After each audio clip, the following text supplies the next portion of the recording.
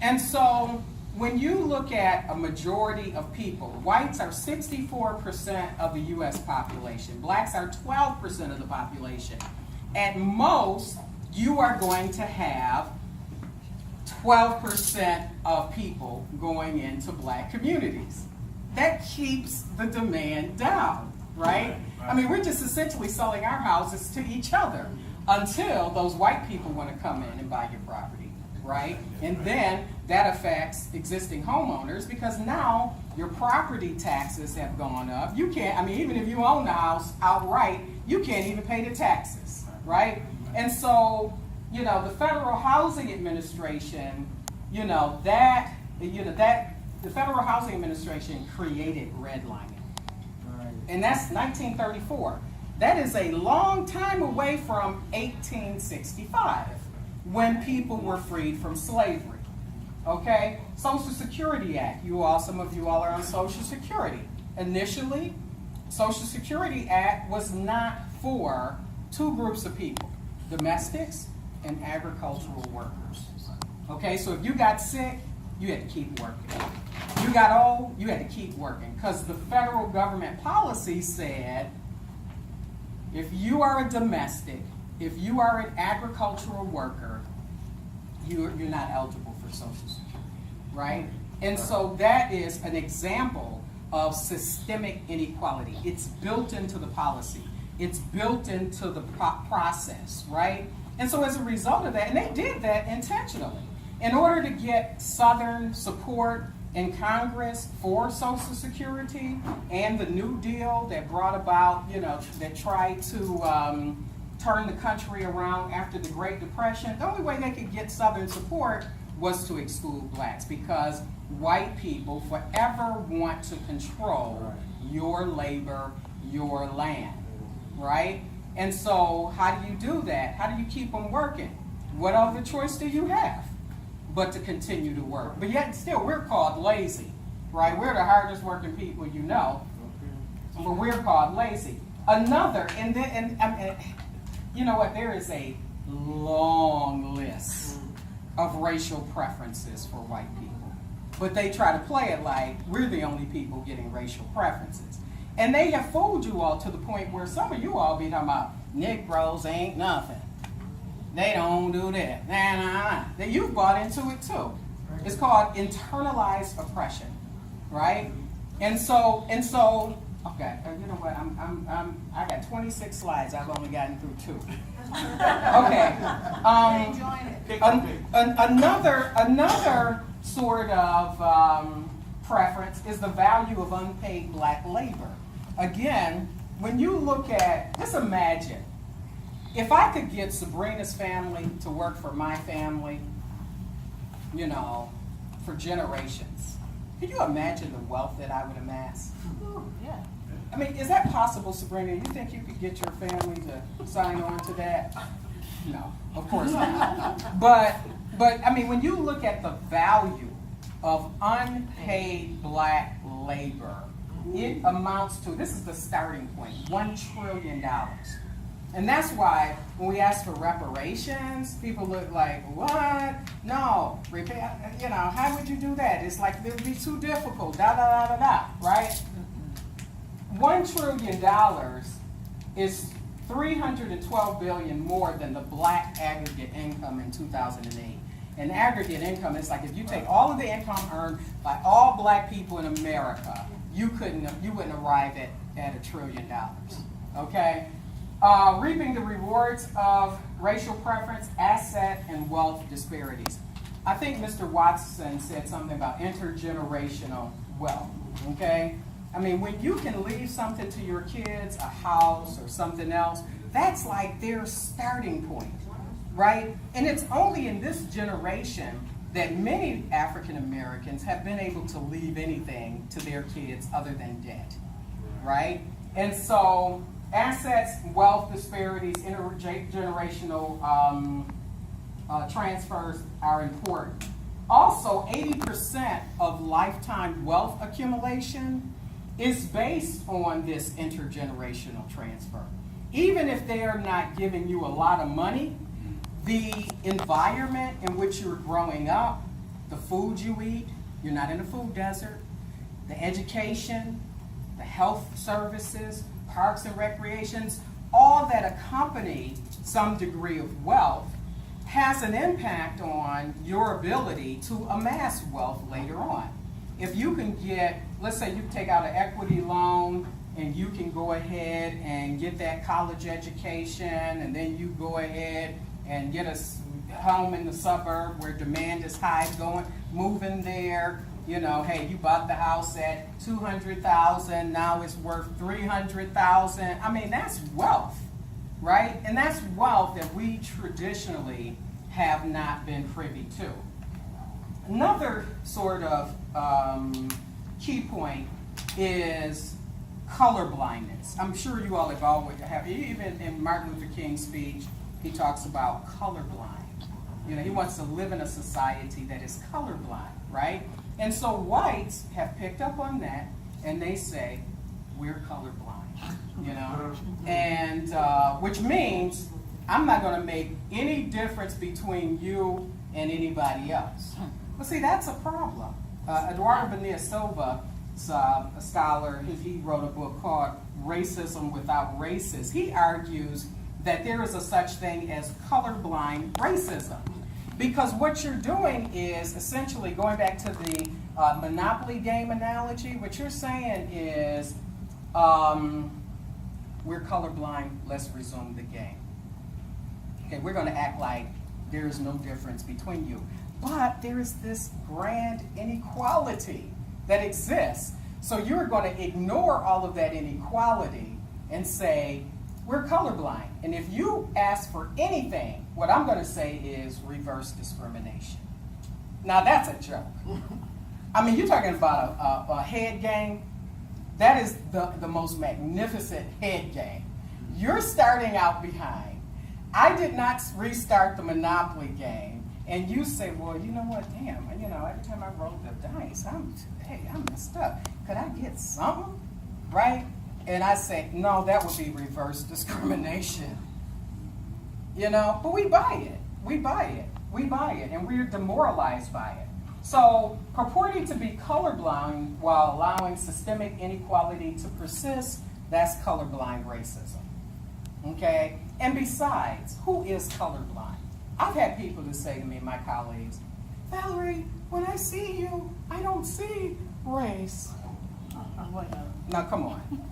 When I walk in this room, you know doggone well you see that I am an African American woman. I mean, it's hard to miss.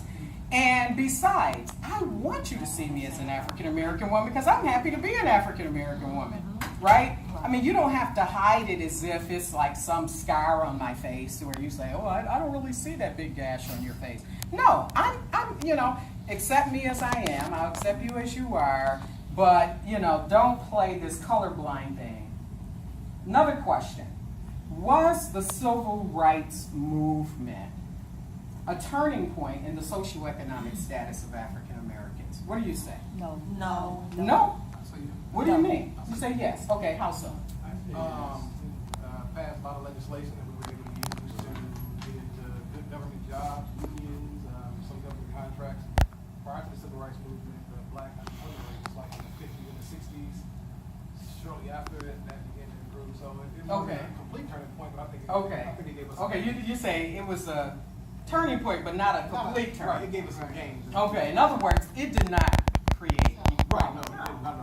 Right, okay, so it was a turning point. In other words, you know, we received, go ahead. Right, that was the time during the 60s when a lot of people from the South migrated to the North during the Civil Rights Movement, and that created a start to possibly equality, but you had to go north. For better socioeconomic status. Right, because in the South it was terrifying. Yeah. They were still doing what they wasn't supposed to do, but the North was willing to be a little bit more open. Yeah, I mean, when we in the 40s, you know, you saw the mechanization of agriculture. In other words, you know, just like you see in the factory. My father, he worked for 36 years in the steel mill.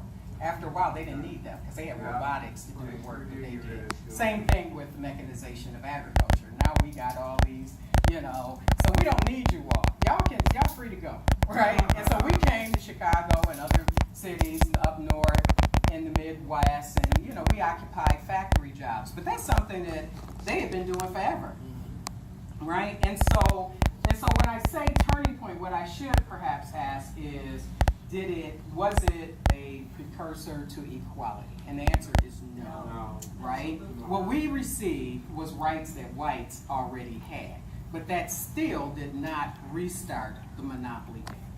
Okay, nobody said, okay, you know what, we're going to divvy this up so everybody's equal. You still kind of behind, way behind, and being behind has an impact on what happens to your kids, right? And the type of, and so there was that brief period. Like I said, my father, he worked in the steel mill for 36 years. As a result of that, we were able to move out of the real hood to the better hood, right? I mean, we can get out to the suburbs, right? And needless to say, when we moved into the better hood, white people, they were like getting out of Dodge. They were like, oh my God, right? And so they left, right?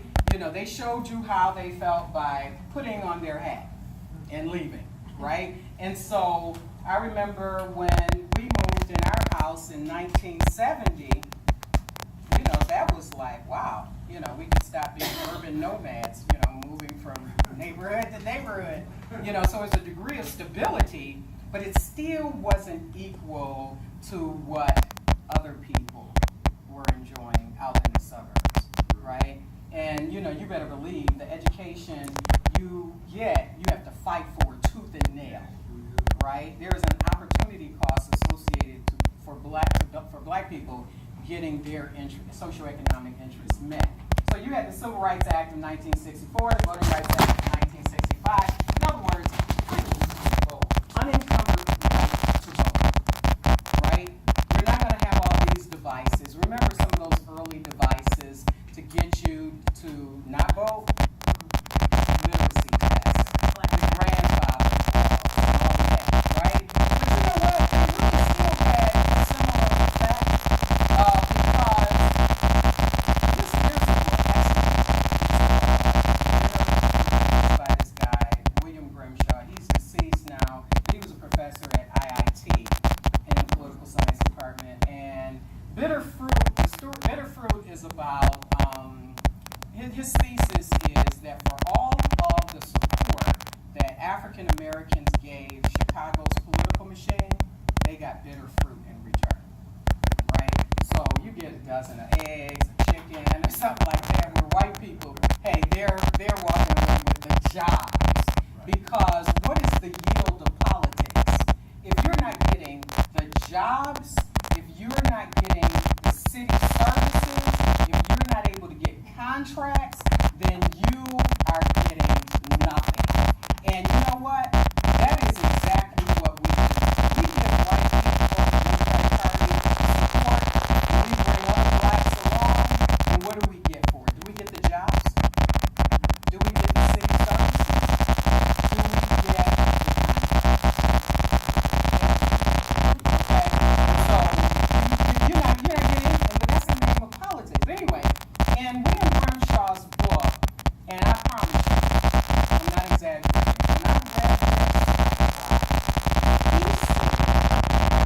he said that in 1987, one of the most frequent calls coming into Harold Washington's campaign headquarters was to ask how much is the tax.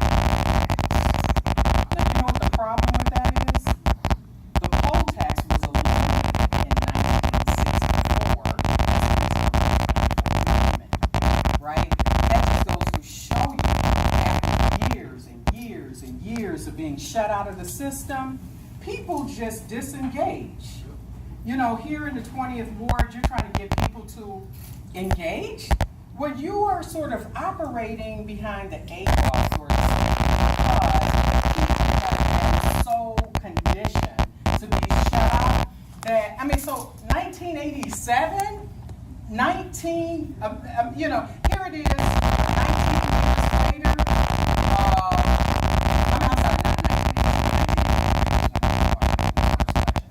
1983, the most frequent call coming into campaign headquarters was, how much is the property? So black people, they're like, wow, right?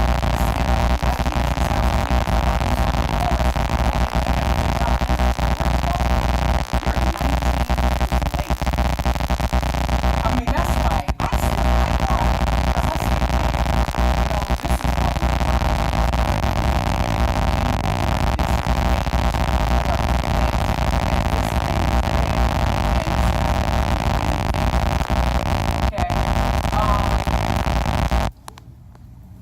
as I told you all, I have to leave it.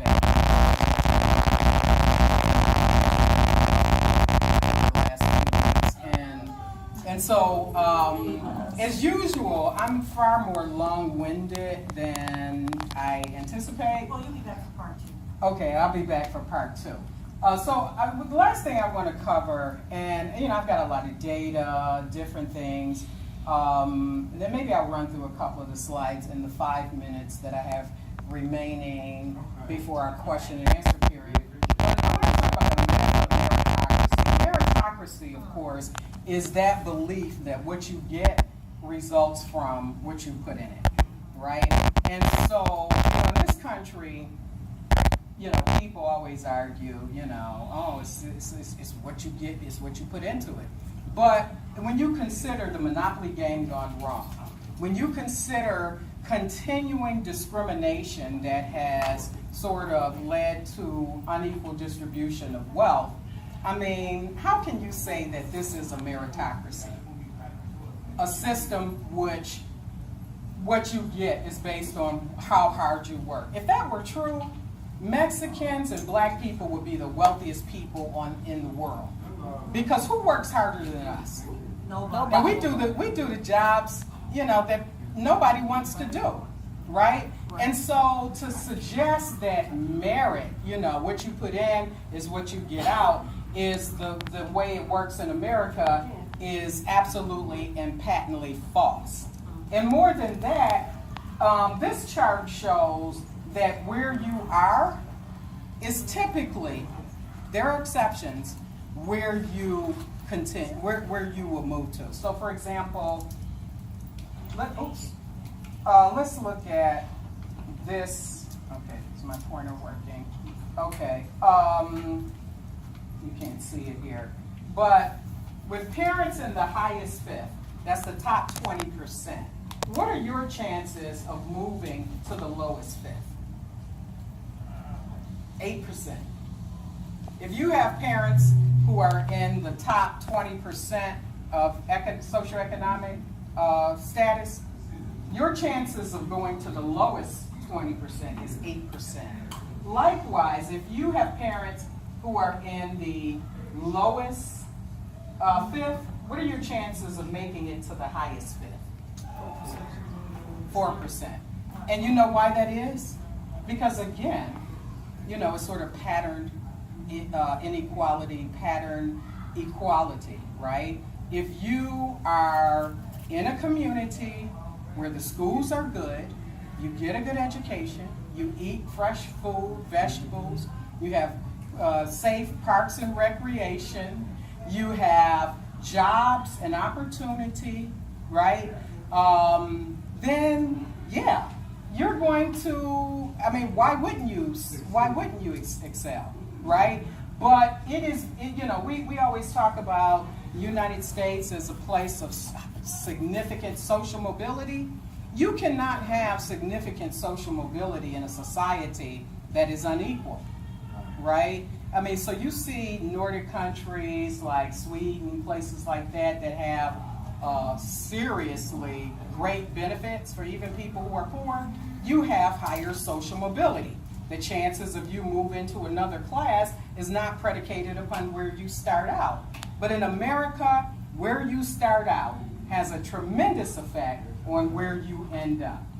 Okay? Now, there are always going to be people, like I said in the beginning, I don't care, even if you gave everybody the same thing, the laws of averages suggest that some people aren't going to make it. different reasons, right? I mean, it could be drug addiction, it could be disability. I mean, it could be a number of reasons, aptitude. It could be a number of reasons. But by and large, as this chart shows, where you start out will determine where you're going to end up. So when you look at the dangers of the myth of meritocracy, because white people believe this, right? You know, if you try arguing with a white person that this society is unfair, I go through it every quarter, you know, trying to teach white people about inequality, right? And they resist. But after about the second week, they get angry. I swear to you, they get angry because they're like, damn, I've been sold this bill of goods all this time. You know, this is really messed up. You know, and so the dangers of this myth of meritocracy is that it disassociates the privilege from the realities of systemic inequality. You know, it allows them to ignore the fact that if you live in disadvantaged, marginalized communities, you're going to stay there by and large. And obviously, there are always exceptions, right?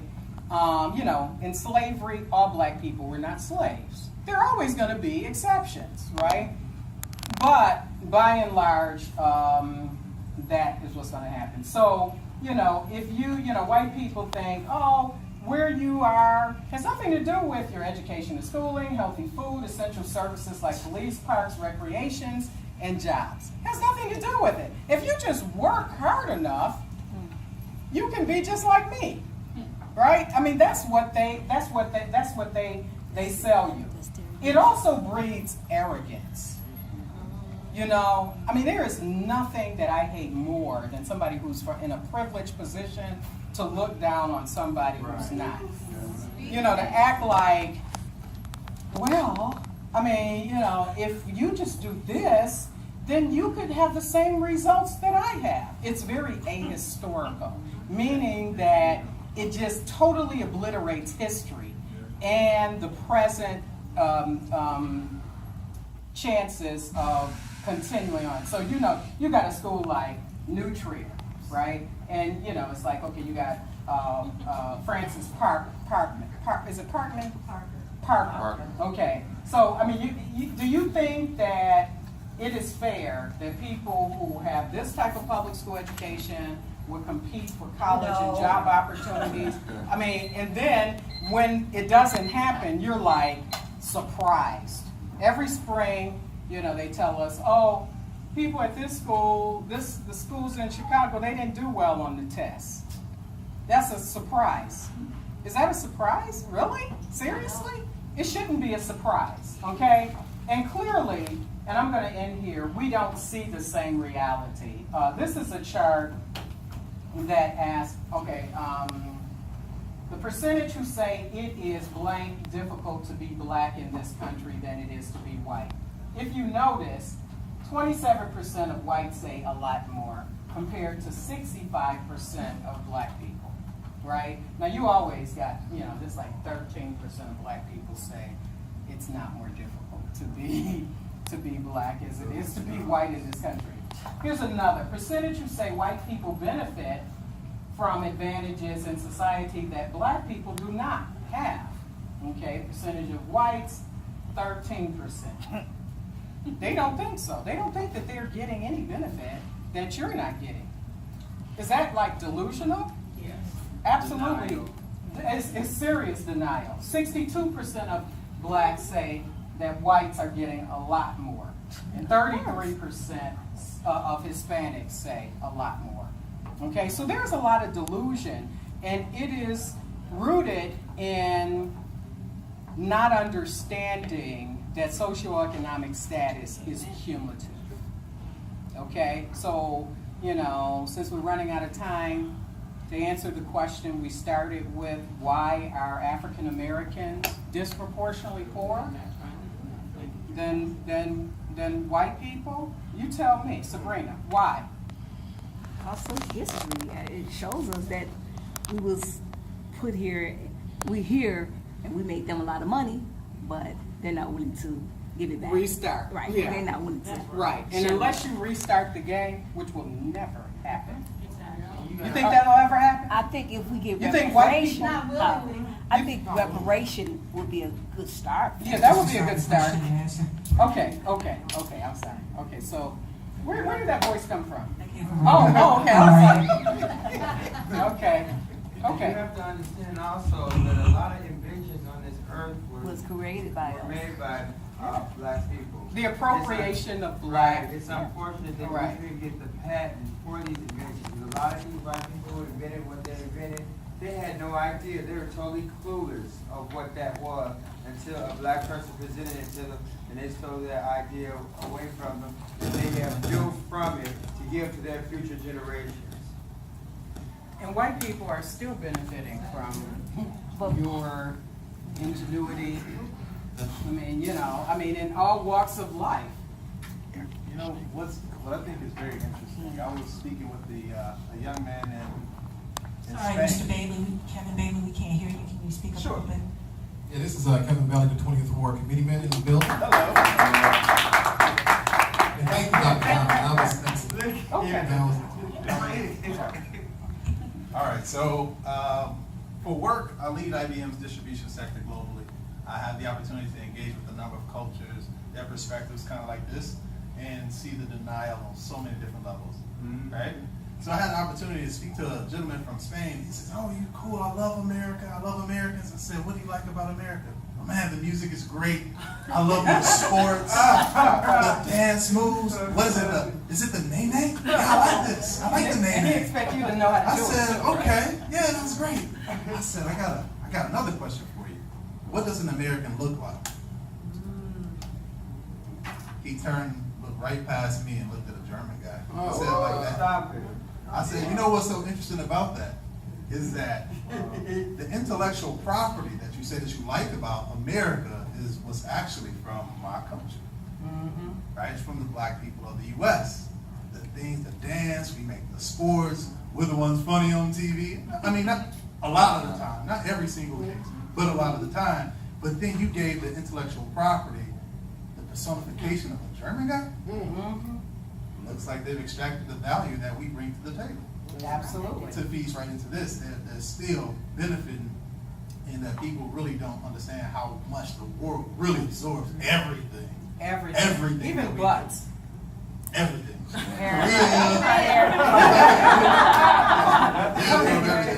Thank you, Mr. Bailey. Can we have the mic back?